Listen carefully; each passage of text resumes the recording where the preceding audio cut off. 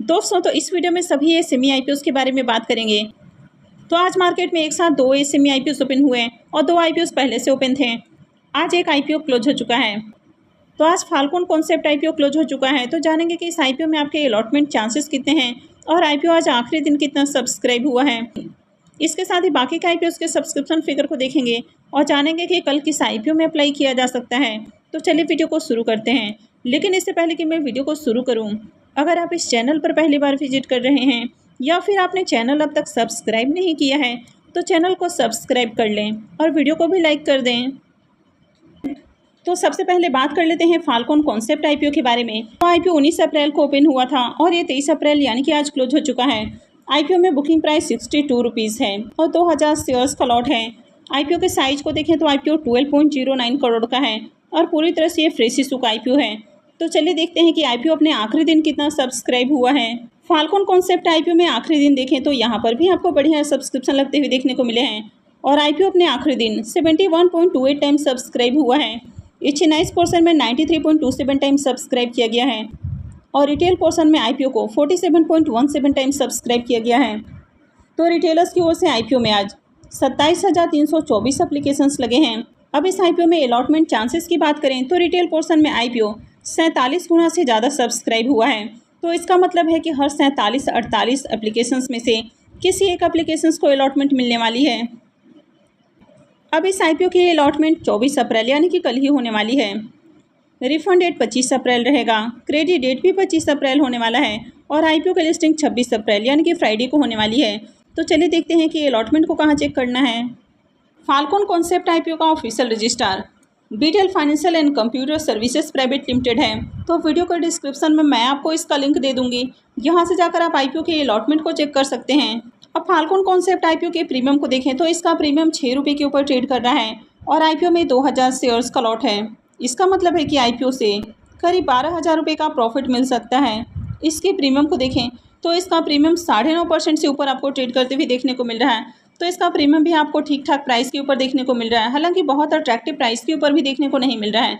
तो आईपीओ से आपको ठीक ठाक प्रॉफिट बनते हुए देखने को मिलेगा।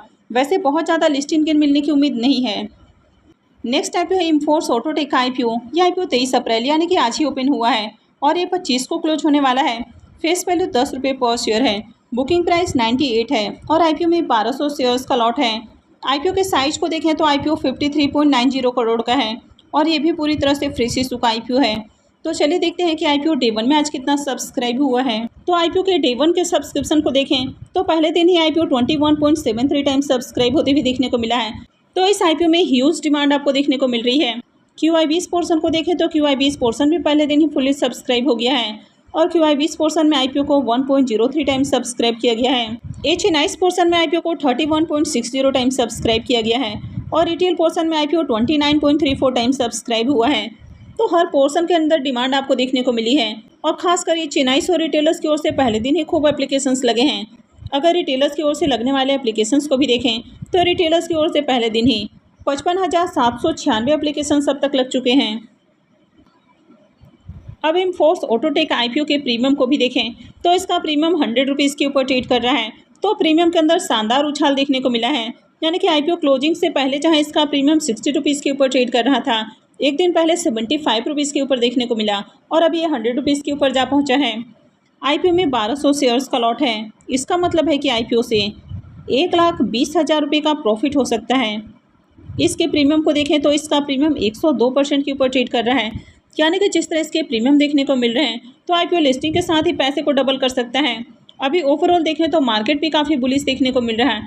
आईपीओ में देखें तो ह्यूज डिमांड आपको देखने को मिल रही है। प्रीमियम भी काफ़ी हाई प्राइस के ऊपर ट्रेड कर रहा है, तो ऐसे में इस आईपीओ में अप्लाई किया जा सकता है। तो ओवरऑल पूरी तरह से ये आईपीओ पॉजिटिव आपको देखने को मिल रहा है। तो आप चाहें तो इसमें कल भी अप्लाई कर सकते हैं।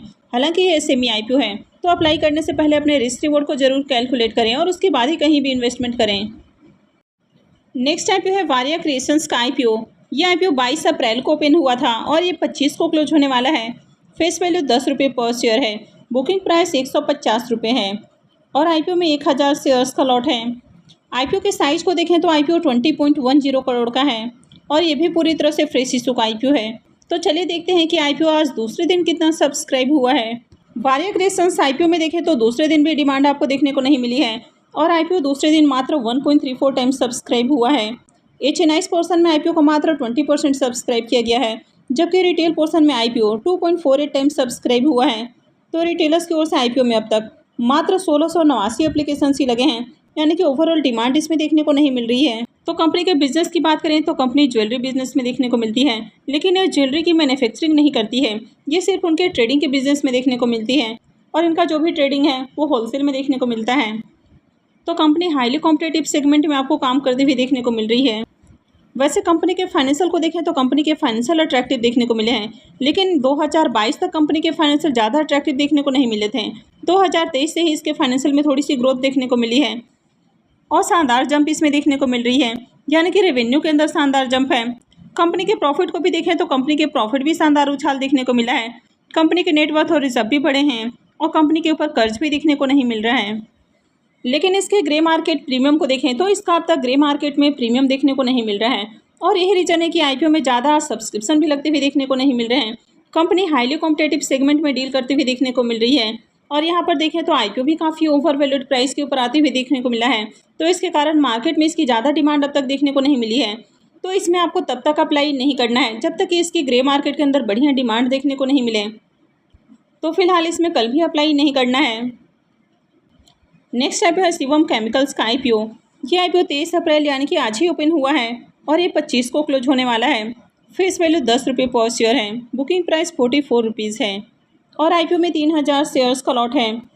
आईपीओ के साइज को देखें तो आईपीओ मात्र 20.18 करोड़ का है और ये भी पूरी तरह से फ्रेश इशू का आईपीओ है और ये भी एसएमई आईपीओ है। तो चलिए देखते हैं कि आईपीओ डे 1 में आज कितना सब्सक्राइब हुआ है। शिवम केमिकल्स आईपीओ के डे 1 के सब्सक्रिप्शन को देखें तो डे 1 में आईपीओ 1 टाइम सब्सक्राइब होते हुए देखने को मिला है। HNIs पोर्शन 0.72 टाइम और रिटेल पोर्शन में आईपीओ को 1.29 टाइम सब्सक्राइब किया गया है। तो यहाँ पर भी आज ज़्यादा डिमांड देखने को नहीं मिली है और आईपीओ में एप्लीकेशंस को देखें तो रिटेलर्स की ओर से 1120 एप्लीकेशंस लगे हैं। तो डे 1 में कुछ खास अच्छी डिमांड यहाँ पर भी देखने को नहीं मिल रही है। इस कंपनी के बिजनेस को देखें तो कंपनी एनिमल और पोल्ट्री फीड बनाते हुए देखने को मिलती है। इसके अलावा कंपनी अलग अलग तरह के केमिकल्स भी बनाती है, जैसे कि हाइड्रेट लाइम है और भी जो दूसरे केमिकल्स है तो वो मैन्युफैक्चर करते हुए देखने को मिलती है। तो कंपनी एक तो हाईली कॉम्पिटिटिव सेगमेंट में डील करते हुए देखने को मिल रही है।